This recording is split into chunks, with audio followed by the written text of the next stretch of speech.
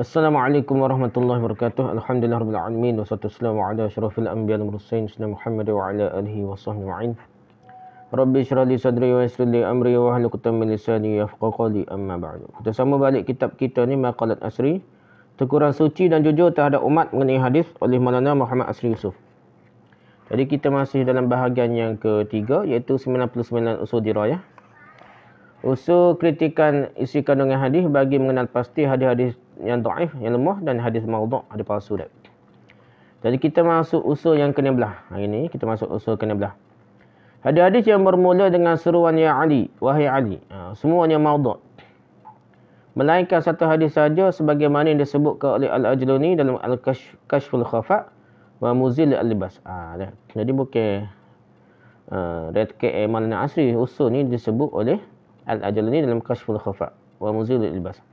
Jadi hadis yang start dengan ya Ali semuanya palsu kecuali satu hadis saja. Wasaya Ali radhiyallahu anhu wa min al-qism alladhi la asla lahu wasaya Ali radhiyallahu anhu fa kulluha mawdu'ah siwa kashf illa ma taqaddama min qawlihi sallallahu alaihi wasallam ya Ali anta minni bi manzilati Harun min Musa ghayra annahu la nabiyyun ba'di kama qalahu Suyuti. وقال الصغاني والوصايا المنصوبة إلى علي بن أبي طالب بأصرها التي أولها يا علي لفلان ثلاث علامات ولفلان علامات وفي آخرها النهي عن المجامعة في أوقات مخصوصة وأماكن مخصوصة موضوعة كلها وضعها حماد بن ابن عمرو النصيبي وهو عند أئمة الحديث متروك كذب. وآخر هذه الوصية يا علي أعطيتك في هذه الوصية علم الأولين والآخرين كذا في الموضوعات للقارئ كشف الخفاء jilid kedua safahannya muka surat 406 hingga 407. Okey, antara hadis yang tiada asal baginya ialah hadis-hadis yang mengandungi wasiat kepada Ali radhiyallahu anhu. Ada seorang ustaz kita terkenal dululah, meninggal lama dah. Dia kata dia buat buku lah yang Ali ni, wahai Ali nasihat Ali, menarik lah kita dengar lah. Semua hadis-hadis seperti ini adalah maudhu', semuanya palsu kecuali satu hadis saja yang telah disebutkan sebelum ini, iaitu Rasulullah SAW bersabda ya Ali anta minni min manzilati Harun min Musa ghairu annahu la nabiyyin ba'di. Yang bermaksud wahai Ali, perumpamaan kedudukan engkau denganku seperti kedudukan Harun dengan Musa, tetapi perbezaannya ialah tidak ada lagi nabi selepasku. Ini hadis Nabi pujuk Ali kerana Nabi nak tinggalkan Ali, tak pergi perang ke apa tahu. Jadi tinggal di sorga, jadi berasa tak sedap, tak puas hatilah. Tapi Nabi pujuk macam itulah, pujuk Ali supaya boleh duduk bersama di Madinah lah, jaga Madinah. Perkara ini juga disebutkan oleh Suyuti, sama lah, Suyuti pun sebut sama dah. As-Saghani berkata wasiat-wasiat disandar kepada Ali bin Abi Talib yang bermula dengan wahai Ali, si fulan mempunyai tiga tanda, sementara si fulan mempunyai berapa tanda. Ya Ali dah. Dan berakhir dengan larangan bersetubuh pada waktu-waktu tertentu dan tempat-tempat tertentu. Semuanya adalah maudhu', semuanya palsu dah. Direka oleh Hamad bin Amr al-Nasibi. Beliau dinilai sebagai matruk dan pendusta besar di sisi imam-imam hadis. Di akhir wasiat ini disebutkan wahai Ali, aku berikan padamu di dalam wasiat ini ilmu orang-orang terdahulu dan orang-orang terkemudian. Demikianlah disebutkan dalam Kitabul Mawdu'at karangan Mulla Ali Qari. Bukan Mawdu'at karangan Ibn Jauzi, bukan ini Mulla Ali Qari. Ada juga kitab Mawdu'at Mulla Ali Qari. Rujuk Kashful Khafa wa Muzil Al-Libas jilid 2 halaman 406 hingga 407. Itu usul yang ke-12. Hadis yang Ali ni palsu kecuali satu hadis kita sebut hari ni lah. Okey, yang ke-17, ucapan-ucapan yang tidak layak dikeluarkan oleh Nabi-Nabi SAW, khususnya Nabi kita SAW. Contoh ialah sebagaimana yang disebutkan oleh Al-Ajluni dalam Kashful Khafa wal Muzil Al-Libas. Beliau berkata, wa naqala Ibn Al-Qayyim an syaikhihi Ibn Taymiyah annahu su'ila 'anil hadis an-nazaru ila al-wajhi al-jamil ibadah. فأجاب بأنه كذب باطل على رسول الله صلى الله عليه وسلم لم يرويه أحد بإسناد صحيح بل هو من الموضوعات ومثله النظر إلى الخضرة يزيد في البصر والنظر إلى المرأة الحسنة يزيد في البصر فإنه موضوع كما قاله الصغاني. Dalam Kashful Khafa jilid 2 halaman 317.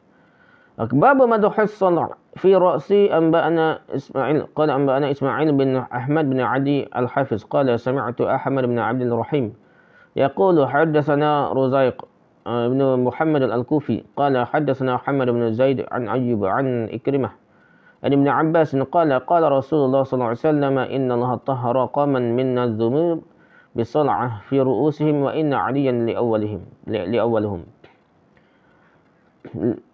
قال ابن عدي هذا حديث باطل وكان أحمد بن عبد الرحيم قليل الحياء يحدث عن قوم قد ماتوا قبل أن يولد بدهر.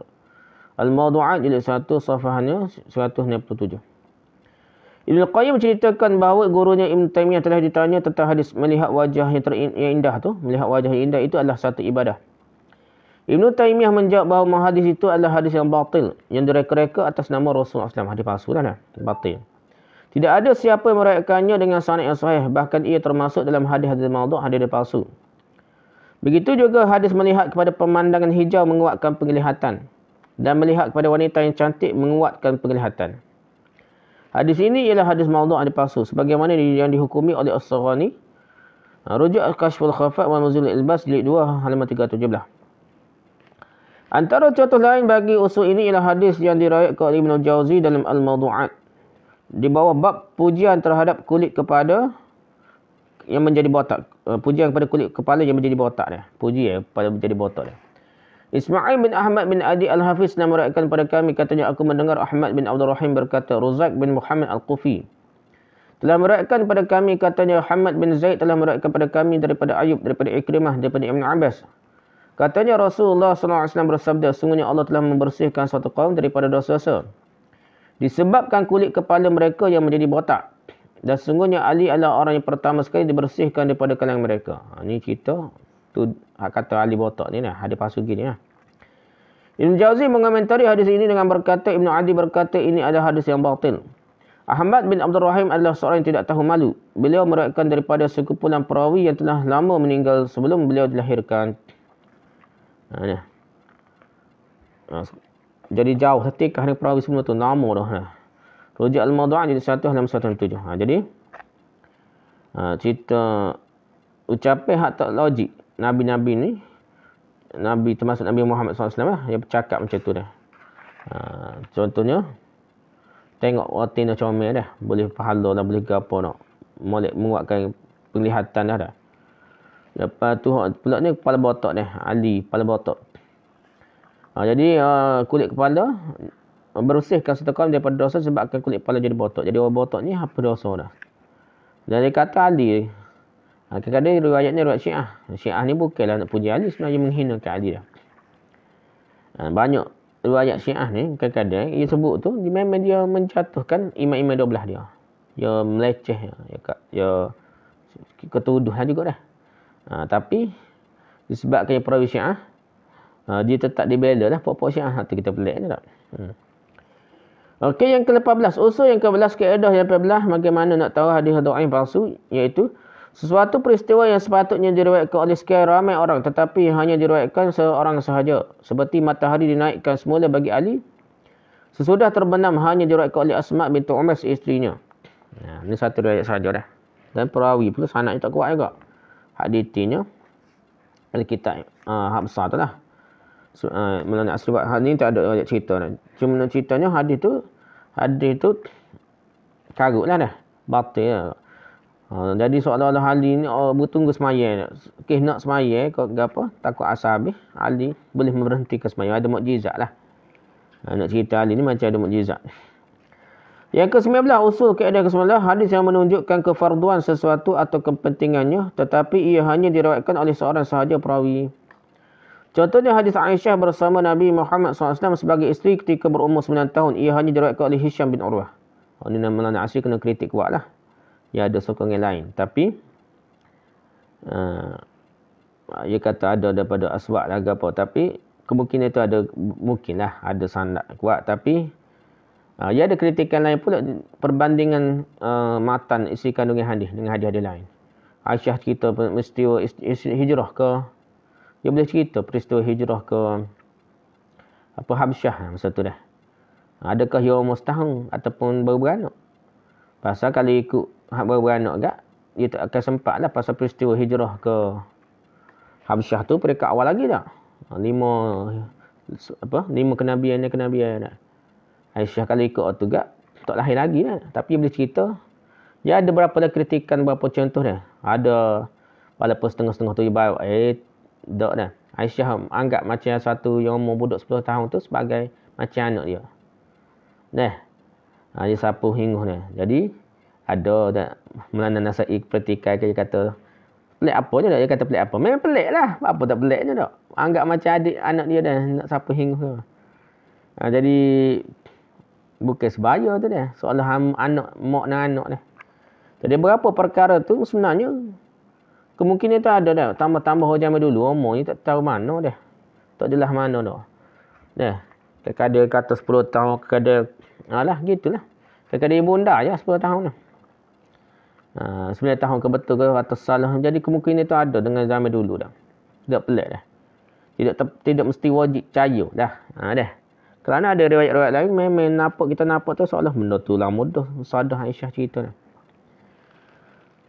Sediakan makanan ke apa kau untuk macam-macam lah. Ada peristiwa-peristiwa yang kita kata bersadah Aisyah dah. Macam pergi perang Uhud. Ada kata ada isteri Nabi khusus. Masalah tidak ada sokongan hadis lain yang kata Aisyah ni khusus. Yang boleh pergi tak sampai 15 tahun dalam perang. Tak ada. Kalau tak, mestilah ada sebut sikit dah. Aisyah ada special. Mesti orang lain sebut. Guana Aisyah tak sampai 15 tahun boleh perang. Setiap orang jatuh pun tak boleh pergi perang 15 tahun. Dah. Benda tu kuat tu. Bukan hujah remeh-temeh tu. Semata-mata kita mempertahankan sanad hadis yang lain yang kita kuat lah, ada sungguh yang kuat lah. Betul sungguh. Kalau Aisyah betul sungguh pun, dia sebut 9 tahun 7 tahun 9 tahun tu. Kalau betul sungguh sekali mana pun, kita boleh pertikaikan dengan riwayat lain. Atau kata kritikan dirajah hadis ni penting. Tak semata-mata dengan sanad nampak kuat gagah lalu dah. Tak apalah untuk cerita dah. Yang ke-9 dah. Okey. Kaedah yang ke-20. Kaedah usul yang ke-20 nak kena hadis dhaif dan lemah, iaitu hadis-hadis yang menyebutkan secara jelas tarikh atau suatu peristiwa yang akan berlaku. Contohnya adalah seperti yang disebutkan oleh Ibn Jauzi dalam Al-Mawdu'atnya di bawah bab peristiwa yang berlaku pada tahun 135 Hijrah. Hadis Nabi kata, tahun 135 Hijrah gini-gini. Sedangkan zaman Nabi tak ada tahun lagi dah. Tak ada tahun Hijrah ke apa dah. Bila tahun lalu ni hadis palsu dah.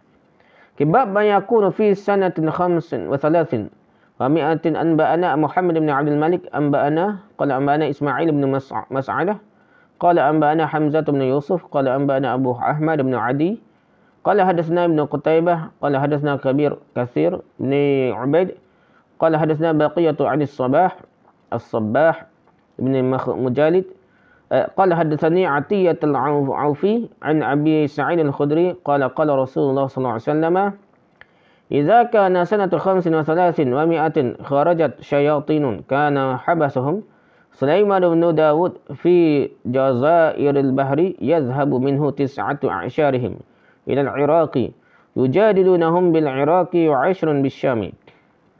قال الدارقطني تفرد به الصباح عن عتية وتفرد به بقية عنه. قال ابن عدي الصباح ليس بمعروف وهو من مشايخ بقية الدين الذين لا يروي عنهم غيره وكان يروي عن الضعفاء والمجاهل وأما عتية فقد ضعفه الكل. الموضوعات jilid ketiga safhah 194.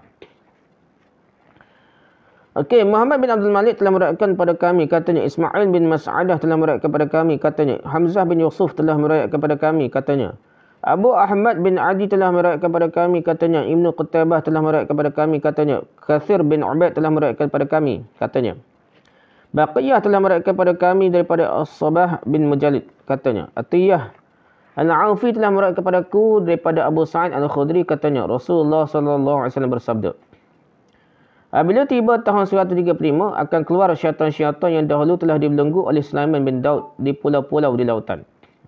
Sebut tahun 135 dah. Sedangkan zaman Nabi tak ada nama tahun-tahun keberapa ni dah. Dia kata pada tahun 135 akan keluar Rasul, dia kata Rasulullah SAW bersabda dah. Bila tiba tahun 135 Hijrah lah akan keluar syaitan-syaitan yang dahulu telah dibelenggu oleh Sulaiman bin Daud di pulau-pulau di lautan. 9/10 daripada mereka akan pergi ke Iraq. dan berdebat dengan manusia di sana, sementara 1/10 daripada mereka akan berada di Syam. Ibn Jauzi memberi komentar dengan berkata, Ad-Darqutni berkata, As-Sabah bersendirian meriwayatkan hadis ini daripada Atiyah. Dan Baqiyah juga berserangan meriwayatkannya daripada Al-Sabah. Ibn Adi berkata, As-Sabah adalah perawi tidak begitu dikenali. Beliau termasuk guru-guru Baqiyah yang tidak ada sesiapa meriwayatkan daripada mereka kecuali Baqiyah saja. Dan beliau sering meriwayatkan daripada perawi-perawi yang dhaif dan perawi-perawi yang majhul, tak kenal dah. Atiyah pula semua ulama hadis sepakat menganggapnya lemah. Tidak ada pemalsu hadis kalau kira dah. Tapi majhul ataupun riwayat terbunyi pelik, ulama tolak dah. Al-Mawdu'ah jilid 3 halaman 194. Tu usul yang ke-20. Sebut terah tarikh ni ada peristiwa tertentu berlaku. Sedangkan zaman Nabi tidak ada lagi tarikh lagi dah. Tidak ada tahun lagi dah. Tahun keberapa hijrah tu tak ada sebut. Dulu orang stay sebut kat tahun gajah. Tahun gitu sebut stay gitu. Oleh sebab itu payah nak tentu tarikh. Umur ni tidak tepat lah. Kita ketua kita dulu, tok nenek kita dulu pun gitu juga. Kat nalai dia tu buat tu tak tahu betul bila. Kalau dia pakai buat pun bertahun-tahun lepas beranak besar dia baru buat kat nalai. Atau pakai kat nalai panggil surat beranak dah. Lepas orang zaman dulu kan orang Melayu kita padahal ada dah tahun hijrah dah. Tahun Masih ada dah. Tapi orang tua dulu dia guna apa? Dia guna istilah bah merah ni. Bah merah dah. Cara dia tahu umur. Mana dia jebah merah tu dia boleh cekera umur ni berapa dah. Umur 90, umur 100 tahun ni boleh cekera dah. Kalau dia boleh sebut bah merah tahun 20 hari atau 10 tahun 20 hari. Dah. Dia boleh sebut bah merah ni. Itu cara zaman dulu. Zaman Nabi kat peristiwa tu lah tahun gajah. Nabi lahir tahun gajah. Dia kira lebih kurang gitu jangan. Okey, kaedah yang ke-21, usul yang ke-21, hadis-hadis yang menyatakan kelebihan tempat selain Mekah dan Madinah adalah palsu. Seperti kelebihan Qazwin, Asqalan, Qairawan dan lain-lain. Itu semuanya palsu kecuali Mekah dan Madinah saja betul. Hal lain, Qazwin, Asqalan, Qairawan dan lain-lain, lain ni tarim pula dah. 1000 wali Allah lah ada kata semua anjing dia pak ahli syurga. Anjing ditarim pak ahli syurga ni. Semua tu hadis palsu lah. Kerana yang sahihnya hanya Mekah dan Madinah.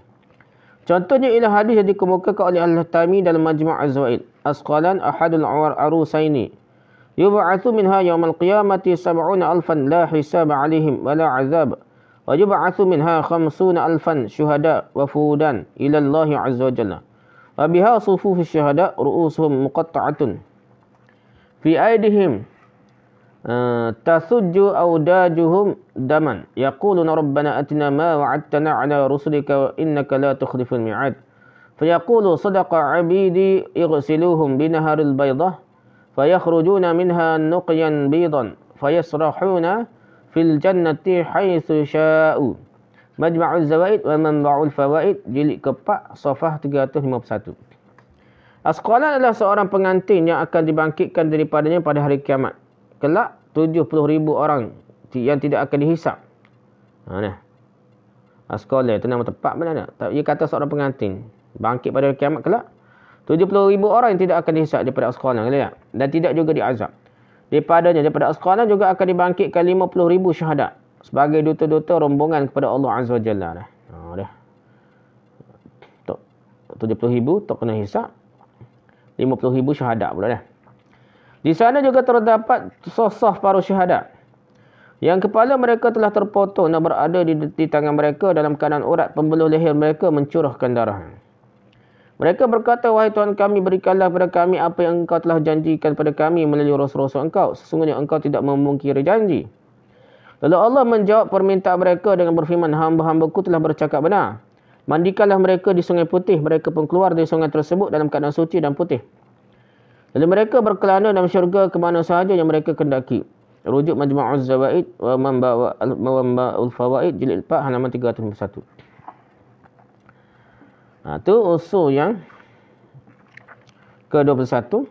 Kelebihan tempat situ Asqalan ni siapa 70,000 tanpa hisap lah, 50,000 syahadat lah, macam-macam dah. Jadi semua tu palsu dah. Okey, usul dan kaedah yang kedua nak kena hadis dhaif dan palsu ni. Hadis-hadis yang menyatakan kelebihan masjid selain Masjidil Haram, Masjid Nabi Muhammad SAW Masjid Madinah dan Masjid Aqsa dan Masjid Quba. Ada 4 lah, ada 4 lah. Masjid Haram, Masjid Nabi, Masjid Aqsa, Masjid Quba. Ada 4 tu ada kelebihan, ada hadis sahih. Hadis lain tidak sahih. Hadis tentang kelebihan lain tak kira lah di Bondi ke, Nizamuddin ke, tempat tabligh ke, tempat tarim ke dah. Semua tidak sahih lah daripada Nabi SAW. Seperti yang menyatakan kelebihan Masjid Ibrahimi, Masjid Tur, Masjid Al-Qiblatain dan lain-lain ni. Masjid di Mekah ni juga dah. Masjid di Madinah. Ada dah. Tapi semua tu tidak sahih. Masjid Ibrahimi ke, Masjid Tur ke, Masjid Al-Qiblatain pun tidak sahih. Daripada Nabi tidak ada kelebihan khusus untuk masjid tersebut. Tapi Masjid Aqsa, Masjid Quba, Masjid Nabi dan Masjid Haram tu ada. Usul yang ke-23, riwayat menyatakan tentang kubur seseorang Nabi selain Nabi Muhammad SAW terletak di satu tempat dengan pasti. Seperti kubur Nabi Syuaib di Jordan dan lain-lain adalah tidak sahih. Kubur. Hak ni suhu enggak ditarim dah. Dah. Di Jordan kau ditarim kau di gapo kau kena kubur Nabi Hud kau Nabi gapo pun semua tu adalah tipu bohong dah. Kerana semua tidak sahih, tidak tahu. Dan memang Allah SWT mahu menyembunyikan kubur-kubur para Nabi. Semua hak dibuat tu adalah direka-reka orang yang boleh jual dah. Menunggang kubur lah. Pasal bisnes hebat kubur-kubur ni. Kata berkat kubur kat pakai pergi doa di kubur dah. Buat tawabah, buat haji dah. Habis-habis tu, setengah-setengah tu. Memang dia buat macam haji, peristiwa haji lah. Boleh Sya'ban di kubur Nabi Hud. Dari kubur itu pun tidak sahih, tak tahu mana betul karut dia rekod tak logik. Itu kubur Nabi. Okey, komen usul yang ke-24. Kaedah yang ke-24 nak kena hadis dhaif dan palsu. Riwayat-riwayat menyatakan tentang akal semuanya dusta. Seperti hadis berikut, al-ilmu khalilul mu'min wal 'aqlu dalilahu wal 'amalu qimahu wal hilmu wazirahu. والصبر أمير جنوده والرفق واللين أخوه موضوع. وقال الشيخ الإسلام ابن تيمية وغيره أحاديث العقل كلها موضوعة. السلسلة الضعيفة مختصرة. Jilid kelima Mushafah muka surat 398. Ilmu adalah kekasih kesayangan orang mukmin. Akal adalah petunjuknya. Amal adalah penjaganya. Sifat ramah adalah menterinya. Sabar adalah ketua panglima tenteranya. Berlembah lembut adalah saudaranya. Al-Albani berkata hadis ini adalah maudhu', ada palsu. Syekhul Islam Ibn Taymiyah dan lain berkata hadis-hadis tentang akal semuanya adalah maudhu', adalah palsu. Rujuk silsilah ahadits dhaifah wal mudha'af jilid 5 halaman 398. Yang ke-25. Khusus kaedah ke-25. Riwayat-riwayat menyatakan Nabi Ilyas dan Nabi Khadir masih hidup dan mereka berdua dikatakan bertemu pada setiap tahun di tempat-tempat tertentu. Nabi Ilyas dan Nabi Khadir. Demikian juga pertemuan Khadir dengan Jibril, Mikail dan Israfil pada setiap hari Arafah adalah maudhu'. Walaupun jumpa pada hari Arafah 9 Zulhijjah tu, dia kata Nabi Khadir jumpa dengan Jibril dan Mikail Israfil, semua tu adalah palsu, maudhu'. Cerita Nabi Khadir banyaklah orang jumpa ni semuanya khayal. Dia berasa Nabi Khadir padahal mungkin setan iblis dah. Yang berupa yang mengaku bukan berupa Nabi tu, dia tak ada berupa Nabi dah. Dia berupa orang lain mengaku Nabi Khadir. Oleh sebab tu Nabi Khadir ni banyak bersin. Orang negara jadi negara. Ayat Qauzah pun Nabi pun bermacam-macam. So kena Jibril ada setengah tu Jibril Nabi Khadir. Nabi Khadir berupa macam buruk pun ada setengah tu. Jadi macam-macam cerita sufi kita dengar. Nabi Khadir pun macam jin Bukan dia macam manusia, macam jin, dia berupa macam-macam Berubah macam muka dia Kita apalah yang ke-26 usul dan kaedah 26. Riwayat-riwayat menyebutkan tentang sembahyang sunat dengan kaifiat, dengan kaedah-kaedah tertentu, cara-cara tertentu pada setiap hari dalam seminggu juga adalah palsu. Sembahyang hari ni, cara gini-gini, semua tu palsu. Yang ke-27. Riwayat-riwayat yang menyatakan tentang kelebihan bulan Rajab dan kelebihan berpuasa pada bulan itu adalah palsu. Cerita lebih bulan Rajab ni, lagi ni tak puasa dia lebih pada bulan Rajab gini-gini. Jika ada palsu. Kalau sahih pun, tak ada lah macam palsu lah. Yang ke-28, riwayat-riwayat menyatakan tentang kelebihan sembahyang tertentu seperti sembahyang Ghaib pada bulan Rajab. Itu pun ada palsu. Rajab ni bulan yang dimuliakan oleh orang jahiliah. Dia bukan muliakan Ramadan, Rajab. Orang jahiliah Rajab. Orang Islam ni lebih Ramadan daripada Rajab pun. Tapi orang Jahiliyah dia akan utamakan Rajab. Orang Arab Jahiliyah lah. Yang ke-28 riwayat menyatakan tentang kelebihan sembahyang tertentu seperti sembahyang Raghaib pada bulan Rajab. Saat ni lah serupa dia. Yang ke-29 riwayat menyatakan kelebihan sembahyang tertentu pada malam nisfu Sya'ban. Semuanya maudhu', semuanya palsu. Contohnya ialah seperti yang diriwayatkan riwayat yang dikemukakan oleh Ibnu Jauzi dalam Mawdu'nya. Salatu thaniyata anba'ana Muhammad bin Nasir qala anba'ana Abu Ali bin al-Banna qala akhbarana Ahmad bin Ali al-Katib qala akhbarana Abu Sahlin an Abdul Samad Ibnu Muhammad al-Antari qala hadatsna Abu Hasan Ali bin Ahmad al-Yunani qala hadatsna Ahmad bin Abdullah bin Daud qala hadatsna Muhammad bin Jabhan qala hadatsna Umar bin Abdul Rahim qala hadatsna Muhammad bin Wahab bin Atiyah ad-Dimashqi an Baqiyah bin al-Walid an Laits bin Abi Sulaim an al-Qaqa' bin Muswar al-Shaybani an Abi Hurairah an Nabi sallallahu alaihi wasallam qala man shalla lailatul nisfi min Sya'ban 12 rak'atan yaqra'u fi kulli rak'atin qul huwallahu ahad 30 marrah lam yakhruj hatta yara maq'adahu minan jannati wa yashfa'u fi 'ashratin min ahli baitihi kulluhum wajabat lahu an-nar. Hadha mawdu' aidan wa fihi jama'atun min majhulun wa qabla an yasila ila baqiyatah wa laysa huma du'afa fal bala'u mimman qablahum. Al-Mawdu'at jilid kedua, safahnya 169. 129.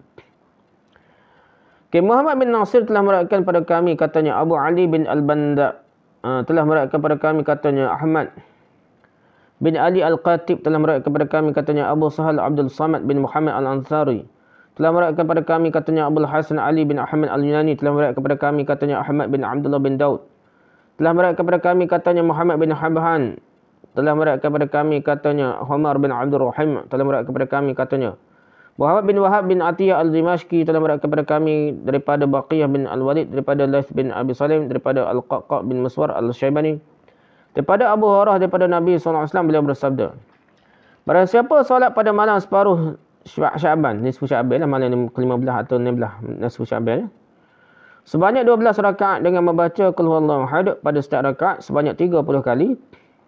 Qul huwallahu 30 kali.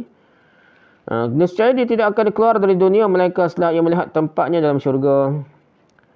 Dan dia dapat memberi syafaat kepada 10 orang daripada kalangan ahli keluarganya yang dahulunya ditetapkan neraka buat mereka. Ibnu Jauzi berkata ini juga adalah hadis yang maudhu', hadis palsu.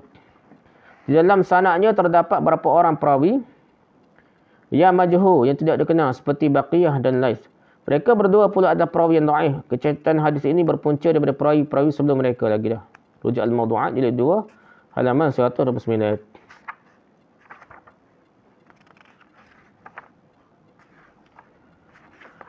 Badalah sekat tu dulu, kita sambung lepas ni lah. Tersapa kau. Usul ke-29. Wallahu a'lam. Subhanakallahumma wa bihamdika subhanakallahumma wa bihamdika asyhadu an la ilaha illa anta astaghfiruka wa atubu ilaik. Assalamualaikum warahmatullahi wabarakatuh.